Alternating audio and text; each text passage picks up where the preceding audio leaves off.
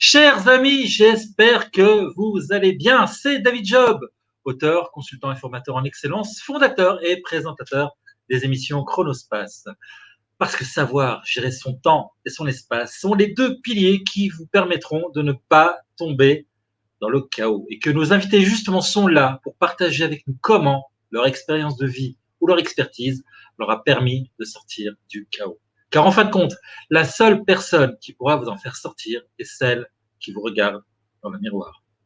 Justement, vous m'entendez souvent parler de chaos sur cette chaîne, dont la vocation est, je vous rappelle, de vous livrer les clés pour que votre vie n'en soit pas un. Maintenant, comment définir le chaos si ce n'est perdre son temps, disperser son énergie, vivre sans vivre et être en perpétuelle frustration? L'émission d'aujourd'hui a un petit air de surréalisme et sera peut-être un peu plus décalée que d'habitude. Comment perdre son temps et disperser son énergie, les stratégies pour une vie frustrante et désespérante. Un titre choc pour une prise de conscience. Comment en sommes-nous arrivés là? Comme comprendre, c'est réagir en conséquence. Nous allons aujourd'hui parler d'excellence, mais à partir de son contraire. Et pour nous aider à refaire passer l'aiguille de l'autre côté du bordélomètre, je reçois un entrepreneur talentueux et sympathique, multi-entrepreneur. Il a une vision très innovante de l'entreprise qu'il nous partagera ici. En plus, mesdames, il a un look de star, un vrai look de star de ciné, ce qui ne gâche rien. J'ai le plaisir de recevoir JLW qu'on retrouve après ça.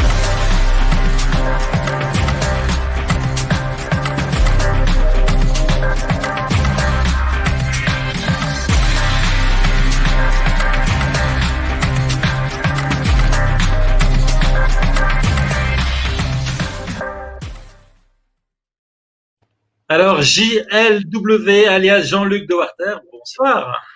Salut David, avec cette présentation, je me suis senti obligé de me recoiffer un peu pendant le générique. Ah ouais. Là, minimum, minimum. Je suis content d'être là et de partager avec ta communauté. Merci pour l'invitation. Et ben voilà, merci d'avoir accepté. Alors, et ben voilà, comme justement les gens qui ne te connaissent pas, c'est le moment de se présenter. Et comme tu le sais peut-être pas, mais les gens de la communauté le savent bien, on ne s'y présente pas de façon tout à fait classique sur Chronospace. La question Darling. Alors Darling, ces fameux parfums dont c'est les autres qui en parlent le mieux. Jean-Luc de Warter, ce sont les autres qui en parlent le mieux. Que dirait-il de toi pour te présenter? Alors, ils disent de moi en général que sous mes airs un peu foufou, je suis comme une espèce de générateur de déclic, c'est-à-dire qu'en abordant les choses avec un angle un peu surréaliste, comme tu l'as dit dans la présentation, en n'osant dire parfois tout haut ce que certains n'osent pas dire tout bas, eh bien, ça leur permet juste de s'entendre eux et d'avoir les déclics dont ils ont besoin pour faire un pas de plus, pour voir plus clair, pour simplifier ce qu'ils ont envie de simplifier et pour aller dans la direction qui leur correspond véritablement et réaliser les choses qui font vraiment sens pour eux. Voilà, moi je pense que c'est comme ça qu'ils parleraient de moi, mais après il faudrait leur demander évidemment. Ouais, mais c'est bien aussi d'avoir. Ouais. Alors, je vous propose que voilà, les 35 minutes qui restent de l'émission soient consacrées à Jean-Luc appelle ses copains pour savoir ce qu'il dirait de lui. Et on a compris que tu es un catalyseur en fait d'idées, d'innovation et tu boostes un peu les gens à se remettre en question, avoir un regard un peu différent. On va en parler de ce côté innovation. Mais on va poser les concepts aussi avec la question pour les nuls. La question pour les nuls. Alors, Jean-Luc, je te confie la rédaction du tome « Comment ne plus perdre son temps et disperser son énergie pour les nuls ». Qu'est-ce que tu écrirais? Alors d'abord, je pense que la première chose, j'écrirais « Apprends à t'asseoir avec toi-même, apprends à t'entendre et t'écouter et apprends à faire des choix ». Parce que je crois qu'avant, la gestion même du temps, c'est la gestion des priorités. Et la gestion des priorités, c'est la gestion de nos choix. Donc, quelque part, je pense que j'écrirais peut-être une sorte de manuel qui, pas à pas, aiderait les gens à faire des choix avec lesquels ils se sentent heureux et qu'ils ont envie de déployer. Voilà, parce qu'à partir d'un choix, je pense qu'on peut assez facilement organiser son temps. Ok, donc ça veut dire vraiment l'alignement, se connaître. Et une fois qu'on s'est connu, alors à ce moment-là, on peut aller. C'est un petit peu ça. Ouais, se connaître, c'est peut-être un peu vaste. Tu sais, si les gens qui attendent de se connaître pour agir, dans 10 ans, ils sont encore, ils sont encore à se demander qu'est-ce qu'ils vont faire, tu vois. Par contre, ça y est, je me connais, peut y aller. Mais l'idée, c'est de s'écouter en tout cas. C'est de s'écouter et donc d'avoir cet aller-retour entre qu'est-ce que je dis, qu'est-ce que je fais, qu'est-ce que je pose et qu'est-ce que je vis, qu'est-ce que je ressens, qu'est-ce que j'ai envie d'être, qui j'ai envie d'être et qui j'ai envie voilà, d'incarner quoi. Et ça, je pense que ça aide énormément quand il s'agit de la gestion du temps. La plupart des personnes qui me posent la question de la gestion du temps, en général, quand ils me disent oui, mais j'arrive pas à gérer mon temps, j'arrive pas à ceci, j'arrive pas à cela. En fait, je me rends compte qu'en général, ce sont des gens qui n'ont pas posé de choix ou qui ont posé un choix et ils s'organisent très très bien pour ne pas aller au-delà de leur choix. Et donc, du coup, en fait, ils se mettent dans un bordel total pour ne pas à aller au-delà de leur choix. Donc ça marche aussi, évidemment. Mais en général, on retombe toujours sur cette racine du choix. Ouais, finalement, ça paraît simple. Bon, on va détailler. Ça paraît finalement simple, presque contre-intuitif. Mais c'est tellement simple que c'était pas fait parce que c'est trop simple, peut-être. On n'y pense peut-être pas. Ouais, c'est ça. En fait, on ne peut pas l'analyser. C'est pour ça qu'il y a beaucoup de personnes qui bug là-dessus. C'est parce qu'en fait, c'est un petit peu comme tomber amoureux. On peut pas analyser ça. Il y a un moment donné où le ressenti, l'intuition, qui sont deux choses différentes, distinctes en tout cas, mais le ressenti et l'intuition ce sont des choses qui sont également des outils qu'on a tous et qu'on peut utiliser pour avoir un temps harmonieux, pour ne pas avoir la sensation de courir dans tous les sens, pour ne pas avoir la sensation d'user son temps à faire des choses qui n'ont pas de sens. Mais ça demande pas seulement d'avoir les stratégies de comment je déploie mon temps, de rétro-planning, enfin toutes les choses qui sont enseignées en gestion du temps. Mais moi, j'aime aller à la racine. Et donc là où ça bloque vraiment, c'est-à-dire dans cette notion de qu'est-ce que je veux vraiment, qu'est-ce que je choisis vraiment. Et puis derrière, on avance. Voilà, on aura l'occasion. On est là pour développer tout ça, d'ailleurs. J'aime bien une question que j'aime bien dans Chronospace, c'est la question un peu gifle comme ça, qui est la question qui remet tout en question. La question qui remet tout en question. La question qui remet tout en question, comme ça, on arrête ici et on n'en parle plus. Et si moi j'ai envie de vivre une vie frustrante, stressante et désespérante, après tout, c'est ma vie et mon énergie, non? Oui, mais en général, à ce moment-là, tu regardes pas une émission comme cette émission. Je veux pas bouger. Bah, tu vas pas écouter des trucs qui se proposent de te faire bouger, c'est sûr.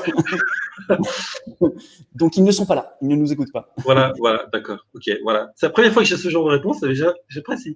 D'ailleurs, voilà, le téléviseur s'éteint, on passe sur la mire.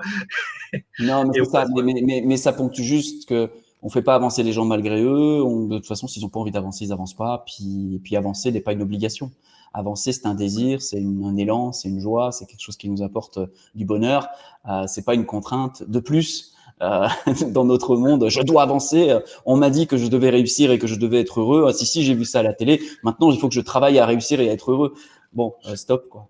Revenons à un peu de douceur. Le monsieur me dit, bon, c'est vrai, c'est tellement beau ce qu'il y a derrière, mais si c'était si facile, si c'était si idéal, bah, finalement, tout le monde le ferait, en fait. Ouais, ça. Finalement, c'est peut-être plus dur. Ça rejoint un peu ce que tu disais. Cette prise de conscience, c'est ça le point de départ. Et c'est ce qui est plus dur, c'est l'envie de bouger, l'envie de se prendre en main et de se. Alors, je vais te poser une question parce que bon, les gens ne savent pas ou le devinent quand même. Tu es bruxellois, tu es de Belgique. Alors, est-ce que c'est plus facile d'avoir un humour décalé quand on habite à Bruxelles, capitale du surréalisme? Bah, je crois que ça vient un peu avec le package. Je pense qu'on n'a pas trop le choix. Il y a quelque chose de second degré, de dérision un petit peu chez le Belge en général, je pense, mais chez le Bruxellois, c'est encore une couleur particulière, qui fait que comme on est tout petit, bah, on est obligé de regarder tout autour de nous, puis on se sent jamais grand parce qu'on est tout petit. Et donc du coup, ça nous fait avoir une espèce de détachement par rapport à certaines choses et de regard. Moi, j'aime bien parce qu'il y a beaucoup d'artistes, je dirais belges, qui ont une autre approche. Il suffit de voir Stromae, il suffit de voir Angèle, par exemple, si on prend la musique. Ils ont vraiment un angle d'approche qui est légèrement différent, qui contient les codes de l'époque, mais avec une différence voilà, que n'ont pas les Suisses ou les Français ou les Québécois ou d'autres francophones, quoi. Voilà, bah, il y a pas mal de Belges qui nous regardent, donc déjà un petit clin d'œil, on les salue. Et voilà, quand même, j'ai vécu 40 ans quand même dans la capitale belge, donc on sait de quoi on parle. Et en fait, pourquoi je dis ça? Pourquoi cette question? Parce que ça n'a rien à voir avec le sujet, mais si, en fait, parce que c'est un titre en fait, d'un de tes lives qui a fait tilt, en fait, et c'est pour ça que je trouvais que c'était une approche assez intéressante, un peu surréaliste, un petit peu décalée comme ça, donc c'est pour ça que je voulais poser cette question. Puis voilà, ça va expliquer un petit peu le côté un petit peu fun, décalé, surréaliste qu'on va voir ce soir. Voilà. Alors, tu parles de réinvention, de se réinventer, réinventer le collectif, inventer demain. Est-ce que tu peux développer un petit peu? Oui, je pense qu'on traverse une période aujourd'hui dans laquelle on se rend bien compte qu'on ne va pas pouvoir continuer à répondre au monde qui est en train de se déployer devant nous avec les mêmes réponses que celles qu'on a données il y a 10, 15, 20, 50 ans ou 100 ans.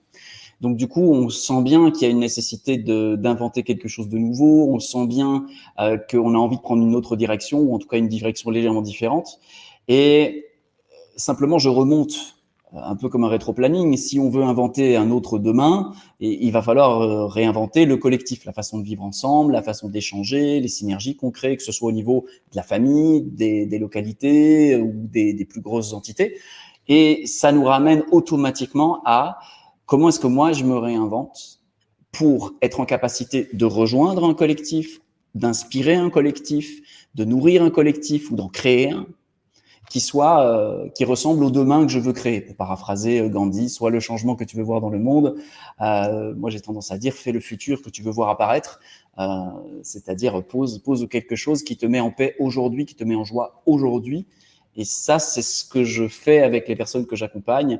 Je leur donne les clés, les techniques, les astuces et tout l'accompagnement nécessaire pour qu'ils puissent se réinventer, pour être en capacité d'inventer une autre manière d'être en collectif et ultimement d'inventer un demain peut-être plus joyeux, plus détendu et plus agréable. Ouais. Ceci dit, c'est des choses que tu faisais déjà avant qu'il y ait le Covid, bien entendu. C'est pas le Covid qui t'a poussé à faire ça. Disons que le Covid, c'est des travaux pratiques, on va dire. Oui, tout à fait. En fait, avant le Covid, j'exerçais essentiellement dans l'accompagnement au niveau business, entrepreneurial pur et dur. Et le Covid m'a amené simplement à me dire qu'est-ce qui fait encore plus sens pour toi? Qu'est-ce que, s'il te restait peu de temps devant toi, qu'est-ce que tu ferais? Et je me suis rendu compte que à l'intérieur de l'entrepreneur, ce qui m'intéressait essentiellement, c'était l'humain. Et que j'avais envie d'être plus largement au service de l'humain pour qu'il puisse être digne et debout, comme j'aime dire, c'est-à-dire avec une colonne vertébrale.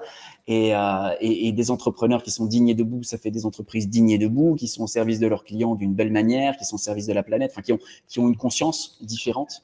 Et ça passe par l'humain. Donc le Covid a juste modifié ça en disant, OK, maintenant je parle un peu plus large, je parle un peu plus de monde, pas seulement pour les entrepreneurs, mais quand même beaucoup pour les entrepreneurs. Ouais, ça rejoint aussi un petit peu l'histoire. Le confinement est un petit peu vraiment une espèce de déclencheur chez les gens, je pense, pour entrer un petit peu dans le débat, parce que je crois que c'est un débat intéressant. C'est-à-dire que du coup, les gens se retrouvaient en famille, se retrouvaient être avec leurs enfants, de plus voir leurs voisins, et du coup, le manque crée en fait crée le besoin, et donc du coup, ça crée cette prise de conscience de se dire waouh, je peux plus faire avec les mêmes standards que je faisais avant, parce que sinon on va au mur. Et c'est un petit peu ce besoin de reset, c'est un petit peu ça que tu veux dire, une espèce de reset comme ça. On doit être plus éthique, on doit être plus proche des autres, on doit pas faire du business pour faire du business, mais on fait du business parce qu'on est quelque part une pièce dans un grand élément. C'est un petit peu ça que tu veux dire ici. En tout cas, je pense qu'il y a des personnes qui ont envie de ça. Moi, j'ai pas la prétention de dire ce qu'il faudrait que les gens fassent ou ce qu'il faudrait qu'on fasse tous, tu vois, parce que c'est pas mon job. Mais par contre, je crois qu'il y a des gens qui résonnent qui ont envie de faire du business autrement, qui ont envie de se rassembler autrement. Et ces personnes-là, bien souvent, elles finissent quand même par accompagner un mouvement qu'elles sentent plus trop ou pas trop, juste parce qu'elles n'ont pas d'autres options. Donc moi, j'ai juste envie de rendre d'autres options plus visibles et plus viables. Après, ce que l'humanité en fera, c'est ça, c'est une autre histoire. On se dépose une graine, on verra bien si elle fleurit et quel fruit elle va donner. J'ai pas plus de prétention que de semer une graine là où je peux de temps en temps. Qui sait si d'ici quelques années on parlera pas du modèle Jean-Luc Dewarter, pas du JLTW ou business. On ne sait pas. Pourquoi pas, hein, voilà, on ne sait pas. On ne sait pas. Mais c'est vrai, c'est en tout cas. C'est pas le but, hein, c'est pas là. On a bien compris. Mais c'est l'idée en fait de générer cette prise de conscience. Voilà, on est là face à des tas de trucs dont on ne maîtrise pas du tout. Ça nous est venu sur la tête un peu comme ça. D'autres choses peuvent nous arriver d'ici 5-10 ans. On sera peut-être mieux préparé parce qu'on aura déjà vécu un truc. Mais par contre, comment moi, je fais pour devenir meilleur. C'est ça. Ouais, une des questions principales, tu vois, là, j'ai un nouveau programme que je suis en train de tourner qui est basé sur un agenda, tu vois, on parle de temps. Ouais. Je me suis créé mon propre agenda parce que j'en trouvais pas voilà. Donc, je me le suis créé moi-même. Et une des premières choses que je propose de faire en guise d'exercice, tu vois, c'est de réinventer ses heures et d'en fait, de définir à quoi on veut consacrer ses heures. Parce que je pense que quand on sait à quoi on veut consacrer ses heures, on a une vision plus claire de comment elles se déploient. Et ça, c'est un exercice qui est extrêmement puissant, quoi. Le fait de se dire, OK, moi, je veux consacrer mes heures à me rendre utile là-dedans, à jouer à ça, à être ça, à aimer, enfin bref, à ce qu'on veut. C'est vraiment la plus petite partie qui, une fois qu'elle est définie, va répondre à énormément de questions, énormément de choix qui déroulent derrière. Pour reparler des heures. Ouais. On va avoir l'occasion de parler de ce programme-là d'ici la fin de l'émission. Mais quelque part, c'est finalement quelle est ma vision. Quelque part, c'est quelle est ma vision et comment je la traduis sur mon quotidien. C'est ça, exactement. Alors, des questions un petit peu stégosaures et brontosaures. Incubateur, quatuor, parle-nous de tes projets en or. Excellent. Oui, j'ai tendance à mettre des or à la fin de mes projets pour une raison que j'ignore. Oh, elle est pas mal non plus, celle-là. Bon, ami de la blague, bonjour. Voilà. Mais écoute, le On vient de quatuor, perdre à peu près 10%. On vient de perdre tous ceux qui ne sont pas belges, en fait, qui nous ont lâchés, là, mais on va les récupérer.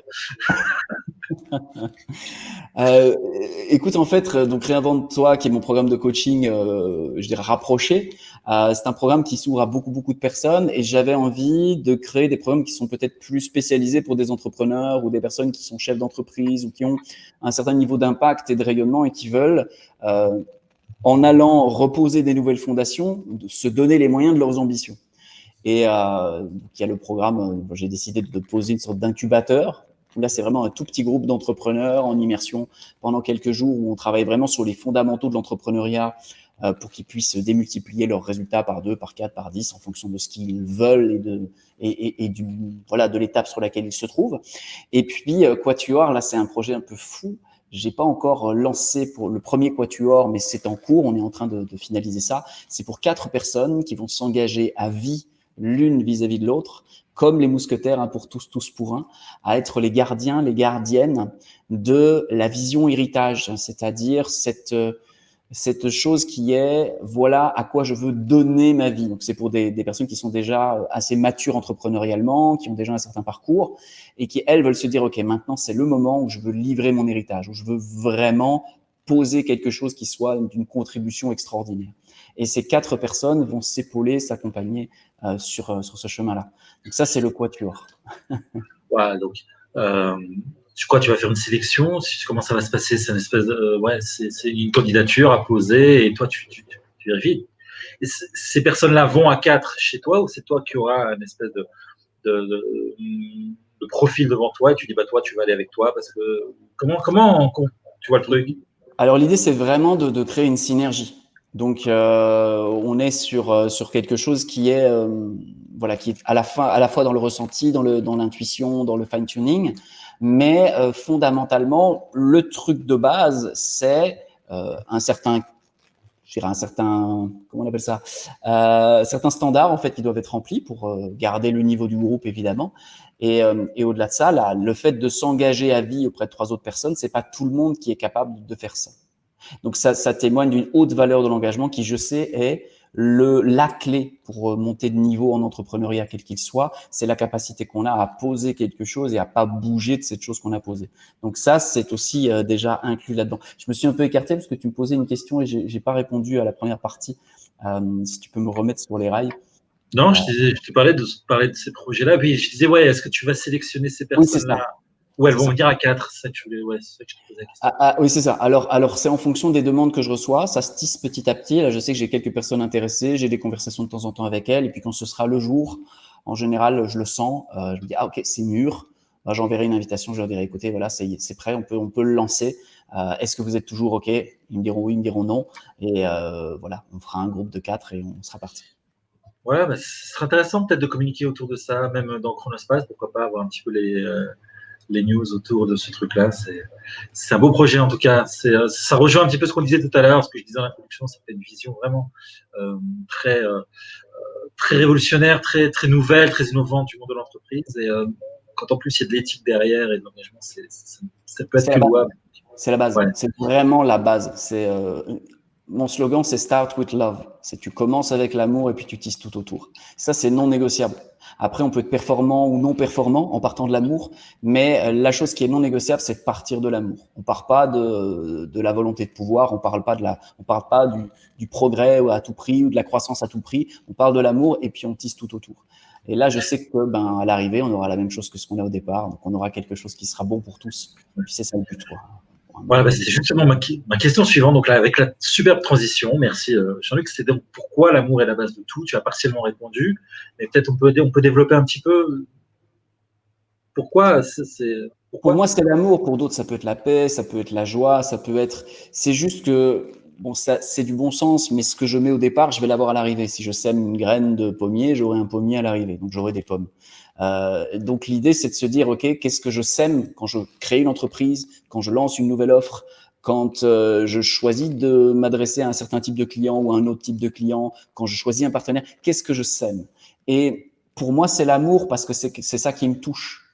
L'important, c'est juste de se dire, si je sème du doute, de la peur, de tout ça, je vais le retrouver à l'arrivée, est-ce que c'est ça que je veux? Ben non. Donc la sagesse nous amène à dire, ok, je vais donc essayer de semer ce qui est parfait. Donc que ce soit pour moi de la joie ou une paix, ou voilà, moi c'est plus, moi ce que je raisonne, c'est beaucoup avec l'amour parce que c'est ça ma dynamique. Donc moi je commence avec l'amour et je propose aux personnes de commencer avec l'amour. Voilà, alors qu'on soit bien d'accord, c'est pas du tout du business, peace and love, etc. Ça n'a rien à voir. C'est juste des valeurs qui sont intrinsèques et qui sont voilà, qui, en plus avec un effet d'amplification. On met un petit peu d'amour au début, on a beaucoup d'amour 3 mois après. C'est ça. Mais tu vois, c'est bien que tu rebondisses là-dessus parce que je trouve qu'on vit une époque étonnamment cynique où quand tu parles d'amour, tu es obligé de dire après, oui, mais c'est pas peace and love, bisounours, hein. Alors qu'en fait, si tu regardes fondamentalement, c'est le fait de ne pas partir avec l'amour qui est absurde, qui est inintelligent en fait et qui conduit à l'état du monde tel qu'il est aujourd'hui. Si tu construis à partir de l'amour, tu as de l'amour à l'arrivée. Pour moi, c'est la seule manière efficiente de bâtir des choses à aujourd'hui. Ça, tu vois, mais on est à une époque où en fait, c'est comme si on devrait presque défendre cette position. Se dire, hey, attendez, je suis pas en train de, tu vois, je suis pas en train de flyer dans les airs là. C'est très concret. Il y a rien de plus concret que ça. Parce que la peur, le doute et tous les bazars et les pouvoirs et machin, c'est tout aussi concret en fait. C'est juste plus caché, moins visible, derrière des tas de belles pensées, derrière des tas de beaux apparats. C'est ça qui est derrière. Alors il y a de toute façon que 2 énergies à la base, hein. Donc il y a la peur ou l'amour. C'est pas moi qui le dis, c'est tous les grands sages, tous les philosophes et tous les mystiques. Donc là-dessus, je peux pas me tromper. Je suis pas tout seul. Et donc après, c'est juste, je choisis quelle énergie, je choisis quel point de départ. Est-ce que je choisis le creux ou le plein? Je trouve ça plus intelligent de partir du plein. Ouais. Tu sais à quoi ça me fait penser? En fait, tu vois, ça fait vraiment penser au modèle d'éducation des enfants d'aujourd'hui. C'est-à-dire, si on veut avoir aujourd'hui des enfants, je prône beaucoup. Ces émissions ne servent pas pour placer mes produits ou mes idées, mais je prône beaucoup l'idée d'excellence personnelle familiale, c'est-à-dire au même titre qu'on fait de l'excellence opérationnelle dans les entreprises. On va dire mon terrain de jeu, c'est l'excellence familiale, l'excellence personnelle, c'est-à-dire ramener ces méthodes-là, mais c'est pas que des méthodes. Et le carburant, c'est l'amour aussi, finalement, parce que comment on veut faire que ces enfants soient des gens bien, des gens qui transmettent les valeurs qu'on estime bien et qu'on a envie de transmettre. Si on n'a pas mis l'amour là-dedans, c'est un petit peu ça. Donc voilà, encore une fois, c'est pas de l'enfantillage, c'est bien sérieux, c'est bien concret, ça permet c'est de la bombe atomique en fait. C'est de la bombe atomique que nous dit là. Jean-Luc, c'est extra. C'est extra. Non, mais c'est bien que tu le dises parce que après, si tu veux, on va y rajouter notre couleur. Il y a des gens qui vont avoir une excellence intellectuelle à mettre tu vois, dans la suite. Moi, je suis un artiste, je suis un émotionnel, donc je suis pas le mec le plus structuré de la terre. Quand je monte des entreprises, je m'associe avec quelqu'un qui lui va être dans le détail, dans le structurel, etc. Par contre, ce que je sais, c'est que ce que je bâtis et ce que je mets dans le creux de l'entreprise, ça va se retrouver dans tous les échelons. Et je pense qu'on peut faire des choses extraordinairement précises, concrètes et extrêmement excellentes. Moi, je suis juste là pour dire, hey, inspectons les bases avec lesquelles on part, parce que ça me paraît important aussi, en fait, de pas uniquement s'occuper que de l'efficience opérationnelle, mais pourquoi on le fait. Et ça, on le voit bien dans les grosses entreprises aujourd'hui, et surtout avec les générations qui arrivent. Eux, ils posent la question du, OK, mais pourquoi, en fait? Tu me parles de croissance et ce que je dois faire pour croître, d'accord, mais nous, on veut savoir pourquoi croître. C'est quoi le truc? Et ça, c'est les questions qu'on va prendre de plein fouet avec les générations qui arrivent. J'ai des amis qui travaillent dans le monde des entreprises et les jeunes générations, elles sont là. Il faut qu'on leur explique pourquoi ça a du sens. Bah voilà, il va falloir répondre à cette question-là et je pense que c'est le temps, quoi. C'est le moment. Voilà, c'est le moment. Effectivement, la notion d'impact. C'est vrai, après tout, l'entreprise, c'est faire du profit. On apprenait ça à l'école en disant que le but de toute entreprise, c'est de faire du profit. Ouais, mais moi je préfère dire c'est créer de la richesse. Ouais.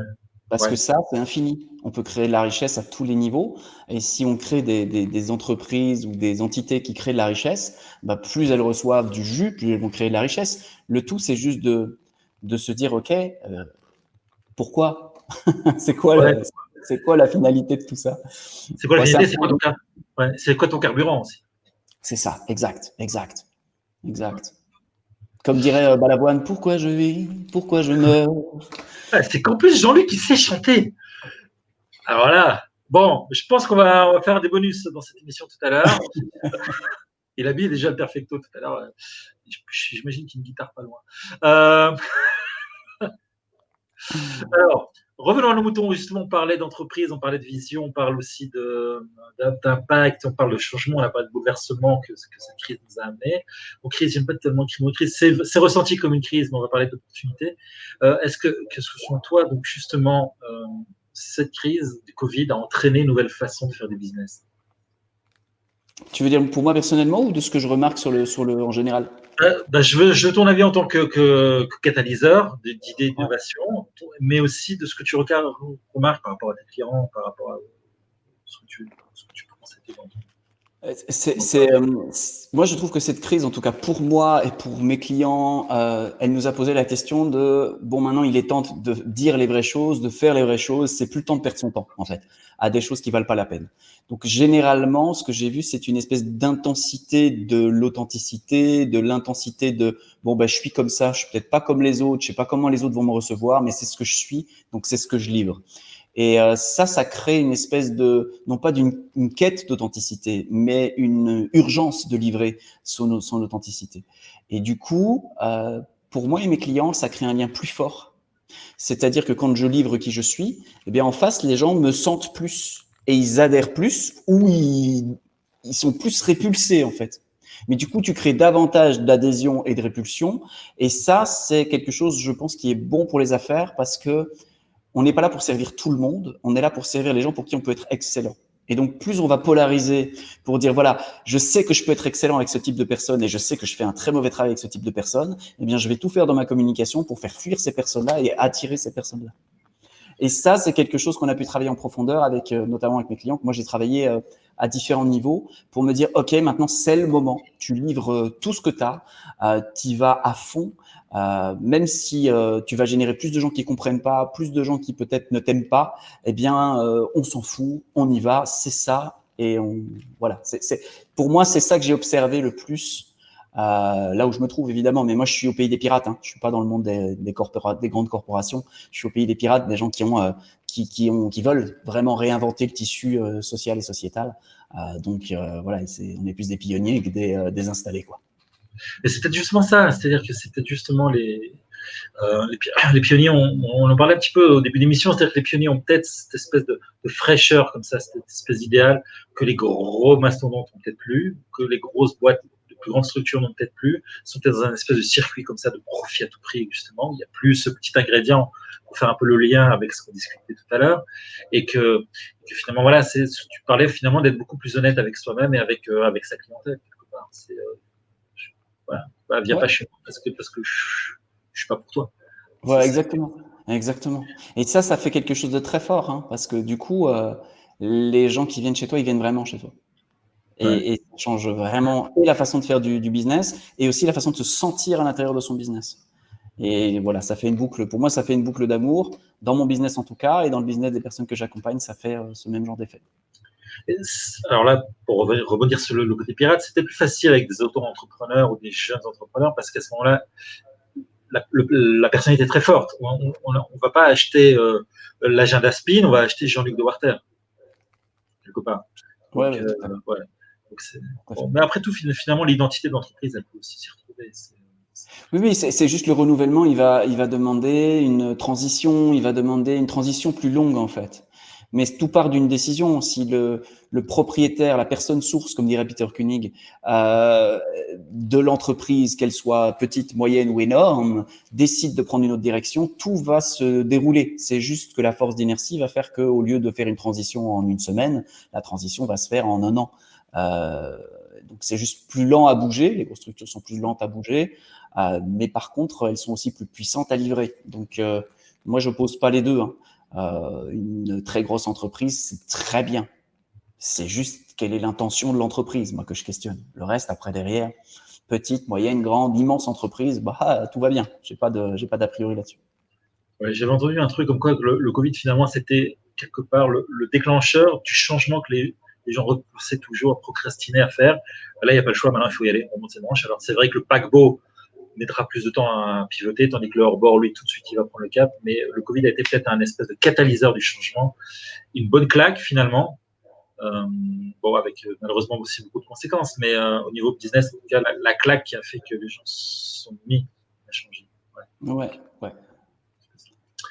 Alors, sur ton site, tu parles d'immortalité. Alors, voilà, on imagine cette situation suivante. D'accord, Jean-Luc, tu devais être immortel, mais en fait, il y a une erreur de calcul là-haut. Ouais, c'est malin. Et tu dois quitter ce monde dans 24 heures. Alors, qu'est-ce que tu as envie de crier à l'humanité? Oh.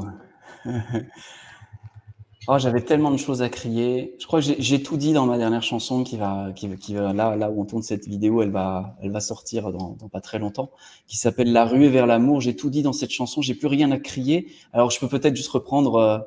Est-ce que je ferais ça? Non, je vais pas faire ça. Ça va être très embêtant pour les auditeurs. Je vais pas te lire le texte de la chanson. C'est pas de la poésie, mais l'idée c'est que tout est dedans. Je pense qu'à maintenant, il me reste 24 heures. Je crois que je prendrais pas le temps de crier des choses à l'humanité. Je crois que je prendrais le temps de l'écouter comme je l'ai peut-être jamais écouté et d'être en silence avec elle et de l'embrasser profondément et d'être juste cette présence, tu sais, cette présence qui aime sans condition. Je crois que si j'avais plus que 24 heures, je m'installerais là et je bougerais plus. Voilà. Non. Bon, finalement, peut-être que tu vas mettre le texte de la chanson dessus. On le postera peut-être. On fera les bonus. J'ai une idée. On fera les bonus de l'interview de Jean-Luc Martel. C'est comme les vieux DVD, tu sais, où on plaçait le DVD et puis avec les bonus. Alors, la question super-héros. La question super-héros. Alors, Jean-Luc, si tu étais un personnage de Marvel, qui serais-tu? Quels seraient tes 3 trucs de super-héros que tu voudrais nous partager ici? Les personnages de Marvel, waouh, il y en a tellement. Je crois que j'aime beaucoup Iron Man pour son côté hyper technologique avec voilà, son espace de laboratoire caché, secret. Enfin, il y a quelque chose d'assez chouette là-dedans pour moi. Et c'est quoi les 3 trucs? Tu disais les 3 trucs? Les 3 trucs de super-héros. Donc, tu es un super-héros et qu'est-ce que tu as envie de nous partager à tous ceux qui nous regardent? Quels sont les trucs que tu veux leur donner pour ne plus gaspiller leur énergie, pour gagner du temps, pour être au top, etc. Ok. Ouais, c'est une bonne question. Je prends le temps de réfléchir parce que c'est une vraie question qui peut donner des vraies bonnes réponses. Donc, je voudrais vraiment donner le meilleur là. Oui, bah, tout simplement déjà, la première, c'est de vraiment faire partie de ces personnes qui posent des choix. Pas les personnes qui désirent, qui espèrent, qui fantasment, mais qui posent des choix. Ça, je pense que ça, c'est un truc de super-héros. Je pense qu'aujourd'hui, poser des choix et ne pas les défaire le lendemain parce que tout à coup, on a eu un petit soubresaut émotionnel ou une petite difficulté intellectuelle à résoudre un problème. Je pense que ça fait une grosse différence entre un entrepreneur qui va concrétiser des choses et celui qui va rêver à un jour concrétiser des choses. Donc ça, ce serait peut-être le premier super pouvoir à activer. Un deuxième, ce serait de bien s'entourer, de vraiment bien s'entourer. que ce soit de mentors ou des gens dont on va lire les livres ou des gens auprès de qui on va se nourrir. Je crois qu'on se nourrit énormément du lien social et avoir la possibilité d'avoir des gens qui sont inspirants autour de nous, que ce soit, tu vois, là, moi, j'ai tous les maîtres spirituels que j'adore profondément, là, qui sont juste à côté de mon écran. Chaque fois que je les regarde, je me nourris. J'écoute Robin Sharma, qui est un coach canadien que j'adore, ou Tony Robbins ou d'autres. Je me nourris de différentes personnes. Donc, de s'entourer, que ce soit dans le secteur proche ou bien de mentors et de gens. Ça, c'est le deuxième truc qui fait une énorme différence. Et alors, le troisième truc qui fait, le troisième super pouvoir à activer, c'est probablement celui de regarder, enfin, de faire un planning par semaine, de préparer sa semaine, c'est de poser sa semaine. C'est-à-dire que bien sûr qu'il y a des imprévus, bien sûr que la gestion du temps, c'est aussi quelque chose de souple. Il ne s'agit pas de s'enfermer dans son planning parce que sinon, on contracte la vie puis ça se passe pas bien. Mais par contre, le fait de se poser le samedi ou le dimanche et de poser sa semaine suivante, moi, je sais que ça m'aide énormément. Je gagne énormément de temps. Je gagne en efficience, quelque chose de pas croyable. Voilà, je dirige 2 entreprises. Je suis artiste sur le côté, donc j'écris des chansons. J'ai une famille, j'ai une femme, 2 enfants. Bon, voilà, j'ai une vie assez chargée comme tout un chacun. Mais c'est pour dire que ça m'aide vraiment à ne pas travailler des semaines de 60 heures, mais à quand même arriver à tout faire évoluer comme je veux, quoi. Waouh, c'est des beaux trucs de super-héros. C'est la bonne valeur en tout cas. Voilà. Ce serait intéressant d'ailleurs de savoir ceux qui nous regardent aussi, qui mettent sous la vidéo, bien sûr, si, mais ces trucs-là, comment ils vont les aider? Parce que je pose même pas la question si c'est des bons trucs, c'est des trucs de super-héros, mais en tout cas, c'est des trucs de super-héros qui ont du sens et qui vont probablement effectivement permettre de créer ce monde, ce monde vers lequel tu inspires ou en tout cas tu as envie de créer. En tout cas, voilà. Alors, ça, c'était tes trucs de super-héros. Maintenant, on revient un petit peu à Jean-Luc Duarter parce qu'il enlève son costume d'Iron Man. Est-ce que tu as aussi un cadeau pour les gens qui te regardent? Le cadeau. Oui, j'ai un cadeau. J'ai un cadeau, c'est fou. Alors en plus de ça, j'aime bien parce que comme je sais que cette vidéo peut-être elle sera vue dans 6 mois, c'est Internet, ou dans 1 an, ou dans 2 ans. En fait, j'ai un cadeau, mais qui va peut-être changer au fil du temps. Donc vous allez pouvoir découvrir, si vous allez sur l'URL qu'on va vous confier d'ici quelques instants, le cadeau actuel. Voilà. Le cadeau de jeanluc.com, très simple. Et donc ça va changer, ça va évoluer au fur et à mesure du temps. Ça me permet, voilà, n'importe quand cette entrevue est vue, eh bien, de pouvoir vous faire un cadeau qui sera tout à fait en lien avec ce que j'ai de mieux à offrir dans l'instant où vous voyez cette vidéo et vous allez sur l'URL, le cadeau de jeanluc.com. Le cadeau de jeanluc.com. Ok, merci beaucoup. C'est une excellente idée en fait d'avoir un cadeau à géométrie variable, on va dire, en fonction du temps, ça se trouve le même lien. Bon, on voit ton côté un petit peu artistique, créatif, innovant, en tout cas là-dedans. Est-ce que, voilà, écoute, traditionnellement, ça a pris 40 minutes les interviews. On touche vers les 2-3 minutes de la fin. Est-ce que tu as un dernier message que tu as envie de nous partager ici? Je pense que le temps est quelque chose qui est extrêmement précieux et qu'il est tellement précieux, c'est comme un véhicule, c'est comme une Ferrari. Ce qui me semble vraiment important, c'est de l'honorer, de le respecter, de mettre à l'intérieur de ce temps ce qui est vraiment précieux pour nous, de s'aimer quoi, à travers le temps qui passe, de s'aimer.